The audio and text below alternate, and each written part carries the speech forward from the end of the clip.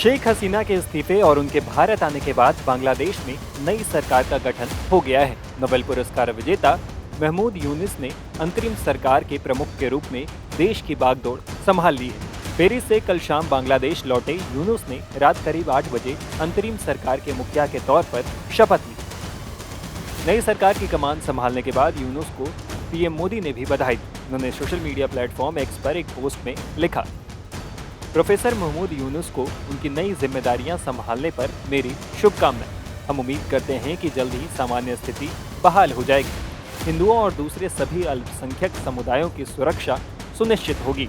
भारत शांति, सुरक्षा और विकास के लिए दोनों देशों के लोगों की साझा आकांक्षाओं को पूरा करने के लिए बांग्लादेश के साथ काम करने के लिए प्रतिबद्ध है।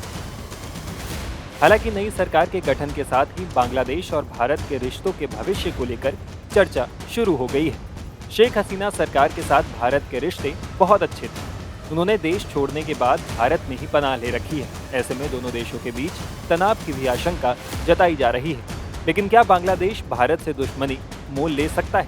तो इसका जवाब ना है। क्यों? आइए जानते हैं। दरअसल 15 सालों से बांग्लादेश की सत्ता में रहते हुए शेख हसीना ने भारत के साथ अपने रिश्तों को काफी मजबूत बनाया था। या यूं कहें कि बांग्लादेश की कई क्षेत्रों में भारत पर निर्भरता बढ़ती गई है।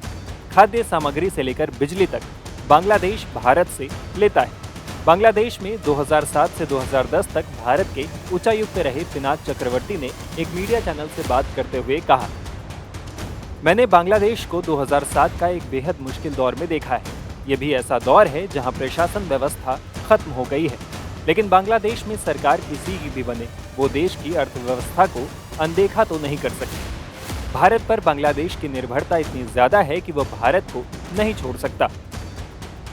बता दें कि Adani power, NTPC, power grid, Sembcorp energy, PTC India से बांग्लादेश अपनी बिजली जरूरत का 12% आयात करता है। भारत से रिश्ते अगर खराब हुए तो बांग्लादेश में बिजली आपूर्ति में बड़ी समस्या आ सकती है।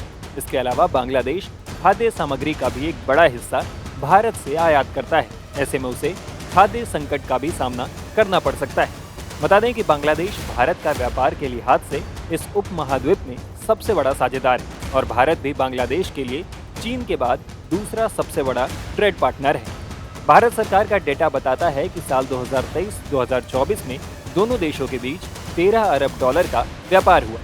अडानी के साथ साथ बांग्लादेश में Dabur, Marico, hero MotoCorp, TVS motor का भी निवेश है। हीरो मोटोकॉर्प और टीवीएस के बांग्लादेश में असेंबल करने वाले प्लांट हैं। भारत की महत्वपूर्ण टेलीकॉम कंपनी एयरटेल का बांग्लादेश की टेलीकॉम कंपनी रॉबी एक्सियाटा में 28% का निवेश है। ऐसे में अगर बांग्लादेश की नई सरकार भारत से दूरी बनाने की कोशिश करती है तो इसका उन्हें बड़ा खामियाजा भुगतना पड़ सकता है।